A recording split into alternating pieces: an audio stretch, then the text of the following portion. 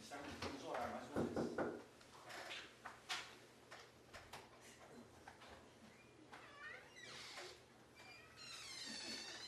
Pai Santo que estás nos céus, aqui nós estamos em Teu nome, reunidos na casa dos Teus filhos, buscando a presença do Espírito Santo, confiando nos méritos unicamente de Jesus. Amém. Todos nós aqui dependemos da Tua graça. Amém. Ninguém confia em si mesmo aqui. Todos nós desconfiamos de nós mesmos e confiamos unicamente em Jesus Cristo. E é nele que podemos dizer: tudo posso em Cristo que me fortalece. Amém. Lembramos o Espírito Santo, que ao abrirmos a Tua palavra neste momento, o Espírito Santo nos ilumine e que fale o Senhor. E que o Senhor tire glória para o Teu nome deste encontro aqui de sábado à tarde. Em nome de Jesus pedimos e agradecemos. Amém. Amém. Então, queridos, vamos abrir a Bíblia em Apocalipse capítulo 7.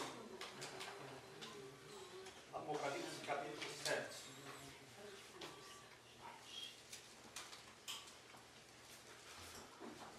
Verso 1.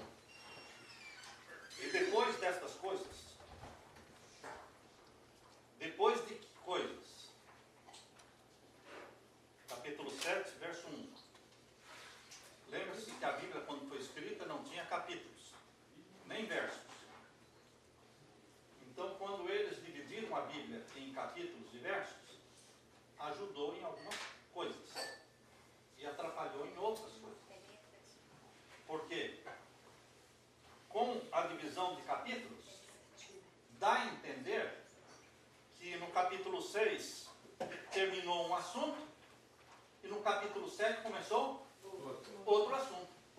E isso está errado. É uma sequência aqui. Por isso que diz o capítulo 7, verso 1. Depois destas coisas, vi 4 anjos que estavam sobre os 4 cantos da terra, retendo os 4 ventos da terra. Você sabe que ventos em profecia significam o quê? Ventos no guerra. Guerras. Guerras. Então, 4 anjos segurando as guerras, para que a terra não seja destruída. Vi 4 anjos, os 4 cantos da terra, retendo os 4 ventos da terra. O número 4 é norte, sul, leste e oeste. Ou seja, toda a terra. Para que nenhum vento soprasse, ou seja, nenhuma guerra soprasse sobre a terra, nem sobre o mar, nem contra árvore alguma. Então, anjos estão segurando para que a terra não seja destruída. Não seja destruída a terra. A primeira coisa aqui, a terra. Segundo o quê? O mar e as árvores. Você vai encontrar isso aqui no capítulo 8, no verso 7. No capítulo 8, verso 7, e o primeiro anjo tocou a sua trombeta e houve saraiva e fogo misturado com sangue, e foram lançados na terra, que foi queimada na sua terça parte. Queimou-se a terça parte das árvores, e toda a erva verde foi queimada. Terra, árvores, certo? Vão ser destruídos aqui no primeiro anjo, na primeira trombeta, capítulo 8, verso 7. O verso 8, o segundo anjo tocou a sua trombeta e foi lançado no mar, uma coisa como um grande monte ardendo em fogo, e tornou-se em sangue a terça parte do mar. Estão vendo aí? Estão vendo a repetição aí do capítulo 7, verso 1? Está sendo repetido lá no capítulo 7, proibido destruir. Os anjos estão segurando para que não seja destruída a terra, o mar e as árvores. Aqui nas trombetas tem uma liberação. Aqui é liberado para que seja destruído. 1/3 da terra, 1/3 do mar, 1/3 das águas potáveis. Então, queridos, existe aqui uma sequência. Você pode estar pensando, já embananou tudo. Se você seguir a Bíblia é uma coisa, se você seguir a tradição é outra. Tradicionalmente, tudo isso aqui já aconteceu. Capítulo 8, verso 7, 8, 9, tradicionalmente, tudo isso já aconteceu. Biblicamente não aconteceu ainda. Por isso que os anjos estão segurando. Os anjos estão segurando os 4 ventos para que a terra não seja destruída, depois das coisas relatadas no capítulo 6, verso 12. O que foi relatado no capítulo 6, verso 12? Primeiro tem que acontecer o que está no capítulo 6, verso 12, para depois acontecer o que está no capítulo 7, verso 1, para depois acontecer aquilo que está descrito no capítulo 8, verso 7 em diante. Enquanto uma coisa não acontece, a outra não acontece também. Então existe um ponto de partida. O capítulo 7, verso 1 diz: depois destas coisas, eu vi os anjos segurando os 4 ventos para que a terra não fosse destruída. A terra, o mar e as árvores serão destruídos na primeira, segunda, terceira, quarta, quinta e sexta condena. Que está no capítulo 8. Mas só depois que os 4 anjos soltarem os 4 ventos. Deus vai dar o consentimento. Vai mandar que os anjos soltem os 4 ventos. E a irmã White fala, e Deus então deu consentimento divino para que Satanás faça a destruição anunciada aqui, a destruição. Porém, não antes do selamento do povo de Deus. O selamento do povo de Deus vem antes dos anjos soltarem os 4 ventos. Vejam aí o capítulo 7, verso 2. E vi outro anjo subir da banda do sol nascente, e que tinha o selo do Deus vivo. Lembrem-se que a única parte na Bíblia onde aparece a expressão selo do Deus vivo é aqui. Não aparece em nenhum outro lugar. É uma coisa única, específica, que surge dentro do 6º selo. Como dentro do 6º selo? O capítulo 7 inteirinho está dentro do 6º selo. Entendeu? O 6º selo começa onde? Capítulo 6, verso 12. E termina onde? Capítulo 7, verso 17. O 7º selo só começa no capítulo 8, verso 1. E o 7º selo termina no capítulo 8, verso 5. E as 7 trombetas começam quando? No verso 6. O que é isso? Sequência. É irrefutável. Por isso, quando a gente pede para se assentar com pessoas, com estudiosos, eles, não queremos. Não queremos, porque não tem saída. Não tem saída. Ou você aceita, ou você aceita. Não tem como você refutar isso aqui. Não tem como você jogar isso aqui para o passado. Agora, o capítulo 7, verso 2, diz: vi outro anjo subir da banda do sol nascente, e que tinha o selo do Deus vivo, e clamou com grande voz aos 4 anjos, a quem fora dado o poder de danificar a terra e o mar, dizendo: não danifiqueis a terra nem o mar.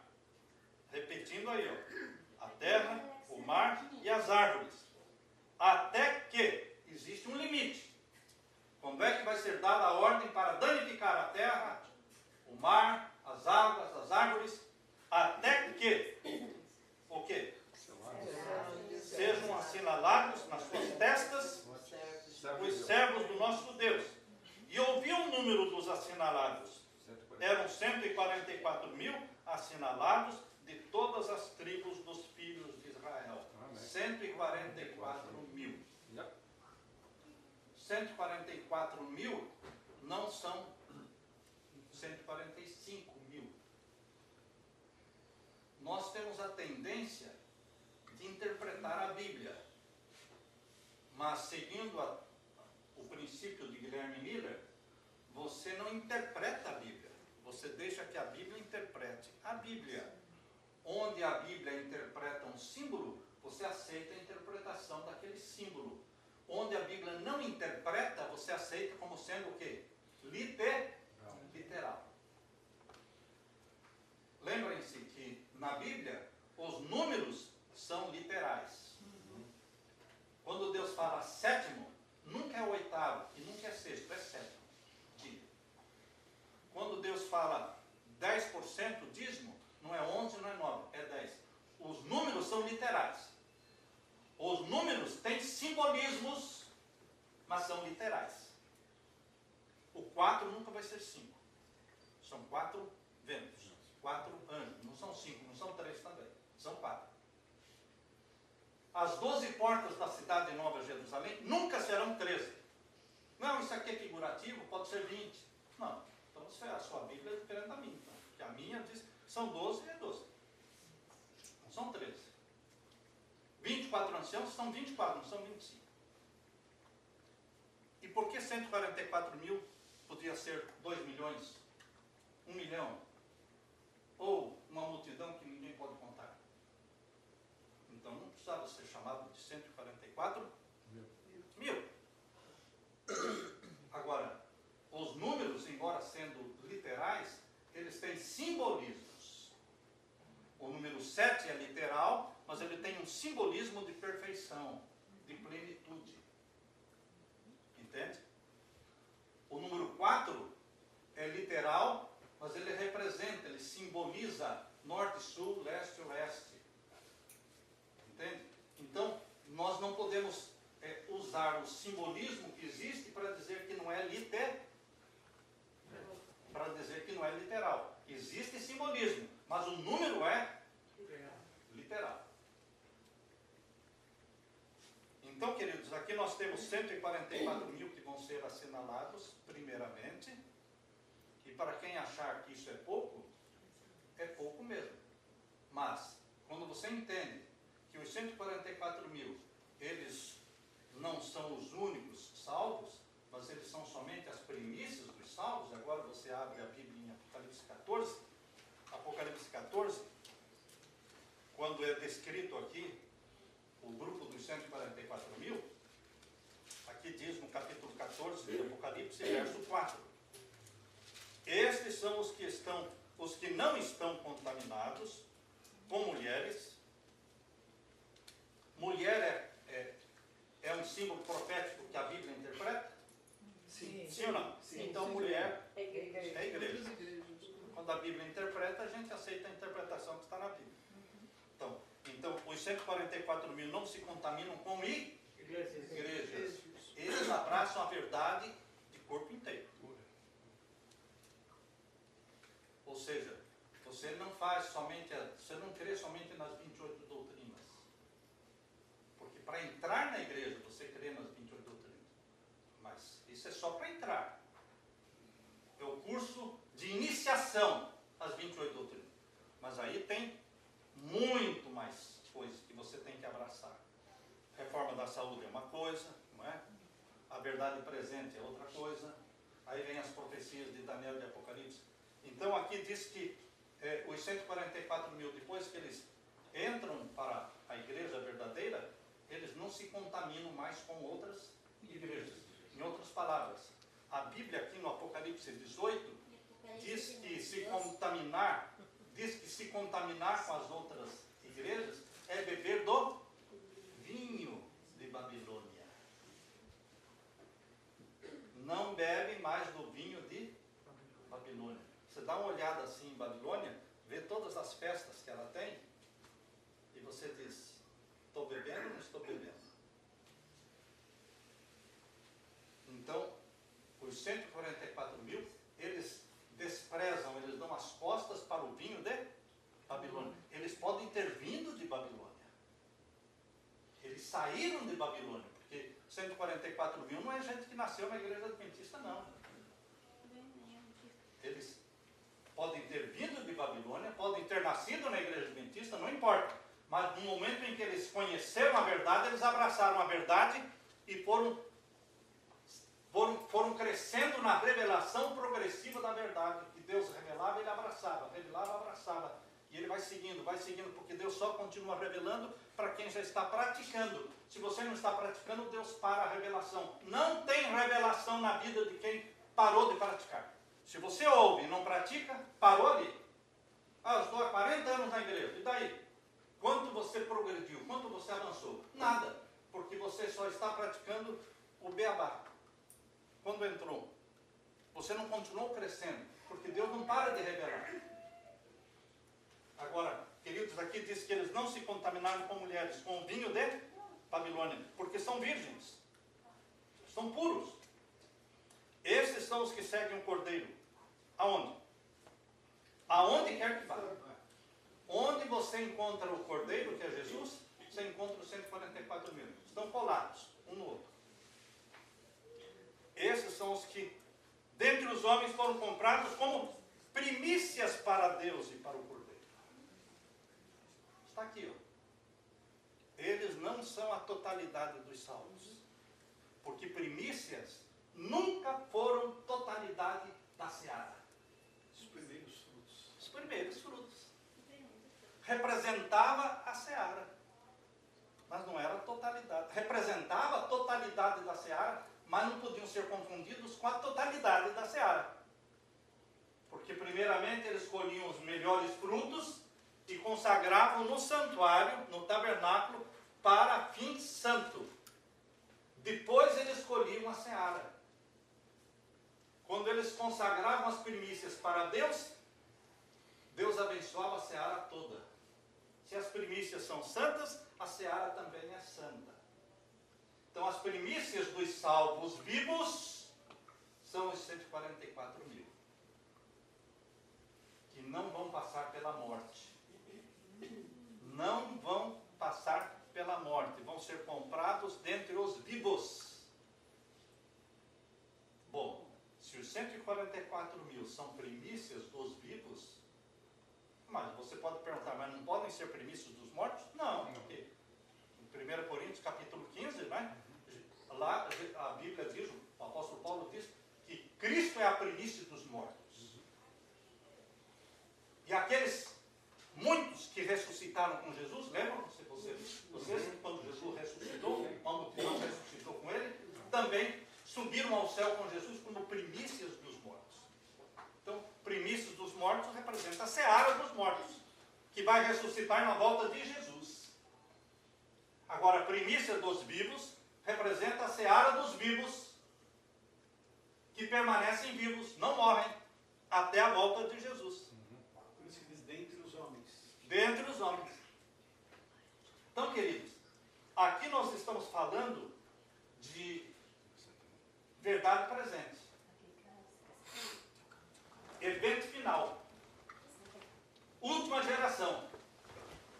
Não tem como você enquadrar isso aqui em 50 anos atrás, em 100 anos atrás. Não tem. Porque não vão passar pela mão. É evento final. O assunto do capítulo do 6º selo, o assunto do 6º selo, que inclui todo o capítulo 7, isto é assunto de eventos finais, que estão para ocorrer ainda, que vão acontecer ainda. Então vocês viram que as primícias são 144 mil, primícias dos vivos. Então tem uma seara de vivos. Essa seara de vivos, será que ela aparece aqui no capítulo 7 também? Veja aí, capítulo 7 e o verso 9. Capítulo 7, verso 9. Primeiro Deus mostrou os 144 mil sendo selados pelo selo do Deus vivo. São 144 mil. Agora Deus vai mostrar uma multidão que não é 144 mil. Uma multidão que ninguém podia contar. Capítulo 7, verso 9. Vamos ver juntos? Depois destas coisas. Depois de que coisas? Depois de mostrar o selamento dos 144 mil, agora Deus mostra uma multidão que não é 144 mil. Mas diz o quê? Depois destas coisas olhei e eis aqui uma multidão a qual ninguém podia contar. Estão vendo o contraste? Uma multidão que ninguém podia contar, 144 mil. 144 mil primícias, uma multidão que ninguém podia contar, seara. É a seara. Porque as primícias são tiradas de uma seara, como sendo os melhores frutos. Mas representa a seara. Mas não é a seara. Representa. E esta é a multidão que ninguém podia contar. A multidão de salvos vivos, cujas primícias são 144 mil. A seara dos mortos está morta. Só ressuscita na volta de Jesus. As primícias dos mortos já estão no céu. Mas a primeira ressurreição que o senhor falou com Jesus foi uma ressurreição especial, né? Que é dos mortos. Está relacionado? Primícias dos mortos. Primícia dos mortos. Desculpe. É. Então, primícias dos mortos é bem didático aqui. A Bíblia mostra assim, de uma forma bem didática. Primícias dos mortos, seara dos mortos. Primícias dos vivos, seara dos vivos.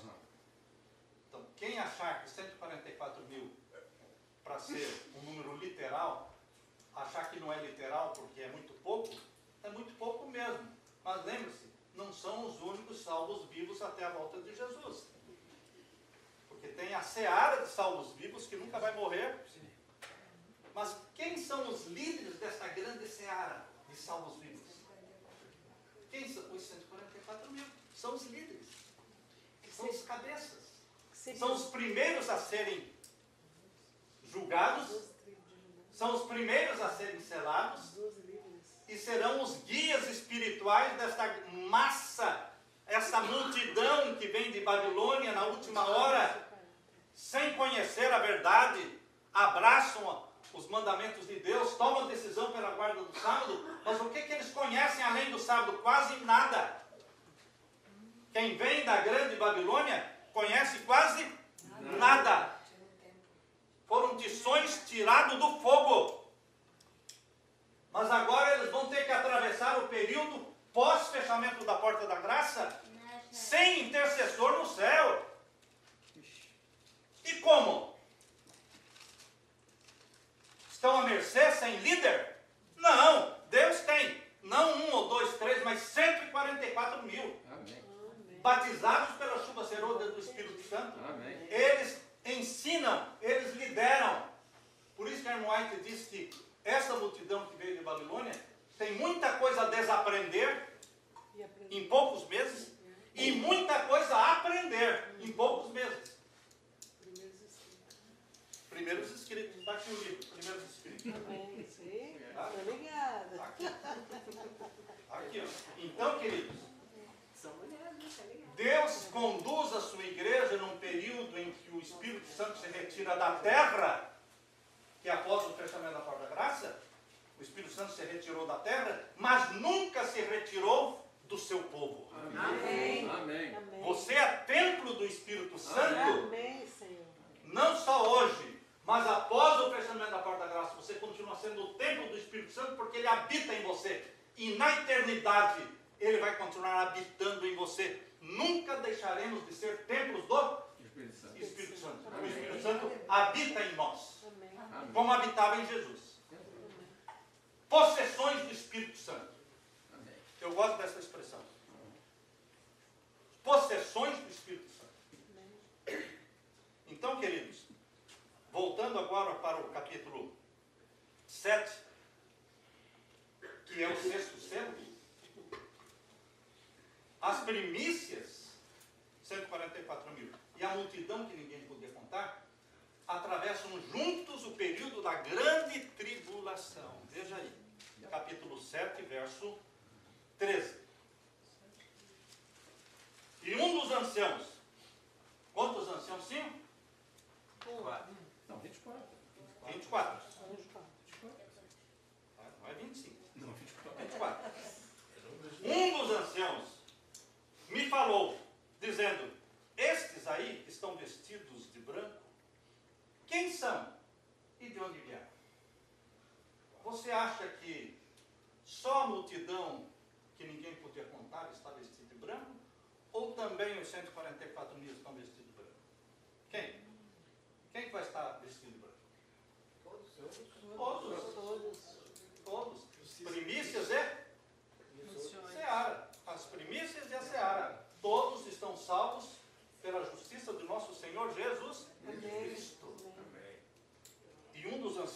continuou dizendo, estes que estão vestidos, quem são estes que estão vestidos de branco? De onde vieram? E o verso 14.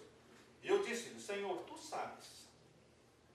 E ele me disse, estes são os que vieram da grande tribulação e lavaram seus vestidos e os branquearam no sangue do Cordeiro.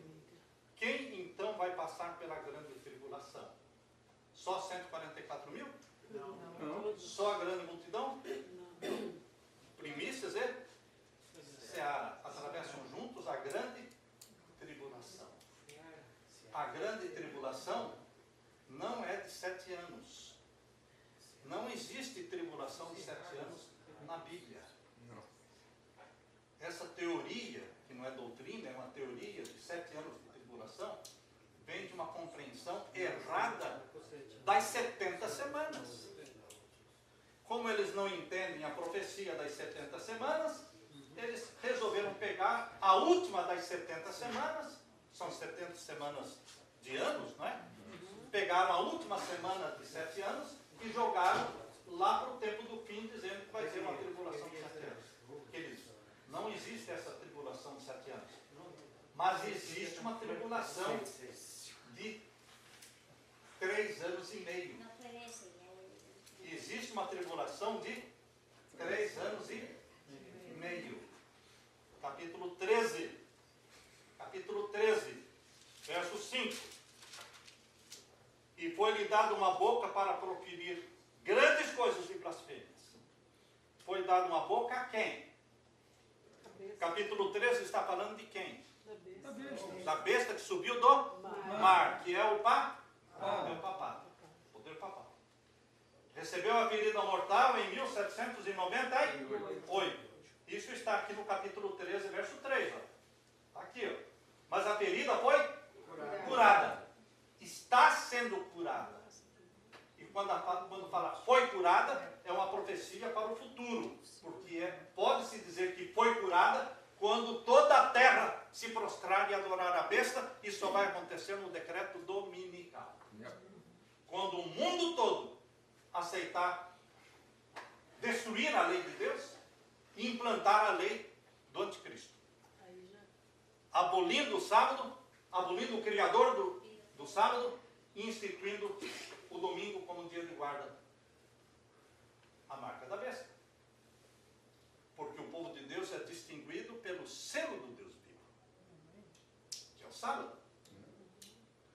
E o povo perdido é caracterizado pelo sinal da besta, que é um sinal de autoridade romana.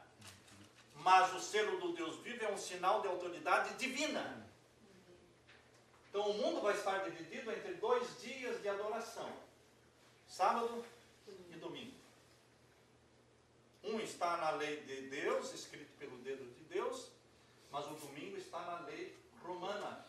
10 mandamentos romanos, que colocou o domingo, guardar domingos e festas, no lugar de lembra-te do dia do sábado para o santificar. Então, queridos, a ferida mortal vai ser realmente curada plenamente quando for aprovada a lei dominical e toda a terra se prostrar diante do papado. Aqui está falando o capítulo 13, verso 3, que a ferida aconteceu, mas ela vai ser curada. E quando ela for curada, o que vai acontecer? Verso 4. E adoraram o dragão. Todos os que se submetem ao papado se submetem ao dragão. Não sei se falo, não é? Não sei se falo. Nós adventistas, nós temos o costume de sempre aplicar para as outras pessoas. Se submeter ao dragão, a gente só pensa não nós. Queridos, ONU é dragão. Organização Mundial da Saúde é dragão. Infelizmente, a igreja nossa, que deveria se preocupar em pregar o Evangelho, foi se meter com a Organização Mundial da Saúde. Nós não temos nada a ver com a Organização Mundial da Saúde. Quem quer vacinar, vacine. Quem não quer, não vacine. O problema é seu. Mas eu, como pastor, como instituição, organização denominacional, não tem nada a ver com isso. Não estamos na terra para isso. Não estamos na terra para defender nem A e nem B. Correto. Nem a ONU, nem a Organização Mundial da Saúde. Nem o Concílio Mundial das Igrejas. Não estamos aqui para isso, irmãos. Nós temos uma mensagem para pregar e devemos pregar essa mensagem e deixar a questão de se você vai aceitar, não vai aceitar, se vai vacinar, não vai. Isso é individual, é você. Não deveremos transformar nossos diáconos em agentes de saúde da Organização Mundial. Mas vai acontecer de novo, irmão. Sim, está acabando. Aquilo lá foi um treinamento para ver se funcionava. Funcionou. Funcionou. Let's try again. Então, se preparem para coisas piores que virão. Mas fiquem ao lado da Bíblia. Amém. Amém. Entende? Você responde diante de Deus. Só Jesus. Então aqui diz, adoraram o dragão, que deu à besta o seu poder. Então esse poder irresistível, papal, por que eu digo irresistível? Humanamente, irresistível. Porque não há ninguém que não se dobre diante dele. Todos se dobram. Todas as igrejas estão curvadas diante do papado. Você pode estar perguntando, quando o senhor fala todas, você está com medo? É isso mesmo. Uhum. Está lá. Todas. Tá lá, tá. Todas. Todas se curvaram.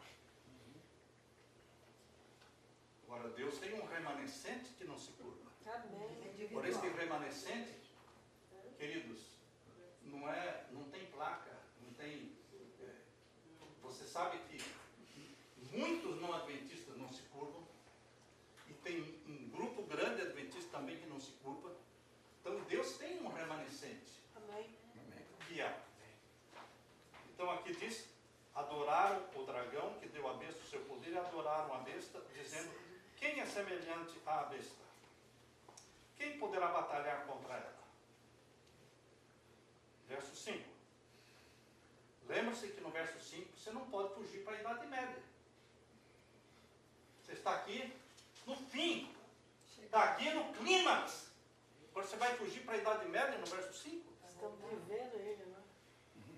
O verso 5 está dentro do contexto do fim, irmãos. Por isso diz, a esse poder que recebeu a ferida do mortal em 1798, cuja ferida foi curada, e esse foi curada é uma profecia para a lei dominical, quando toda a terra vai se maravilhar após a besta, aí que se cumpre o verso 5, que diz o quê?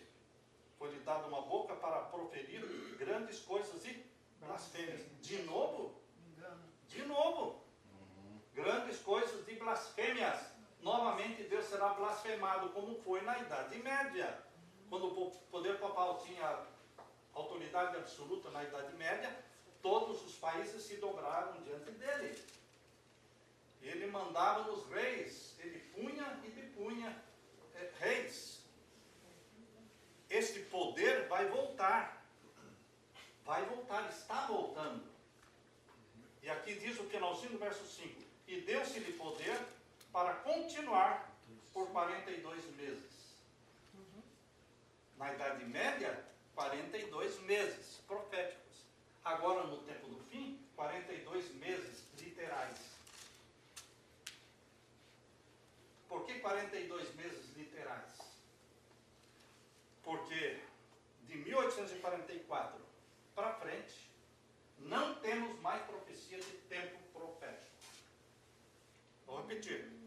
De 1844 para frente, não temos mais profecia de tempo profético. Isso é pregado por todos os pastores adventistas. E eu prego isso também. Então, partindo do princípio de que de 1844 para frente não tem mais profecia de tempo profético, esse é um texto da irmã White, que está no Comentário Bíblico Adventista, volume, creio que é no volume 7, que é o Apocalipse ali, que fala do capítulo 10, né, quando ela faz o comentário do capítulo 10 do Apocalipse, ela fala, a maior profecia de 2.300 anos, de tempo profético, acabou em 1844, e não tem mais profecia de tempo profético para frente.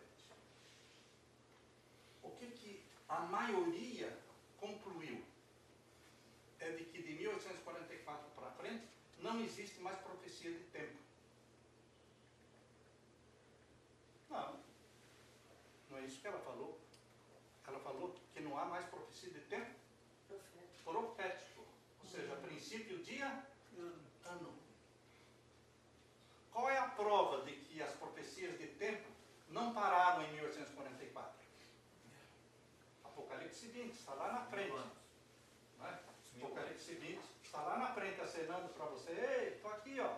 Como é que está dizendo que não tem mais profecia de tempo de 1144 para frente? Eu estou aqui, ó, Apocalipse 20, 1000 anos. 1000 anos proféticos ou literais? Literais. É naturalmente uma profecia de 1000 anos literais. Por que naturalmente? Porque surge naturalmente. Porque nós não pensamos mais em profecia de tempo profético agora para o tempo do fim. Porque os últimos acontecimentos, Ellen White fala que serão o quê? Rápidos. Para serem rápidos tem que ser tempo literal.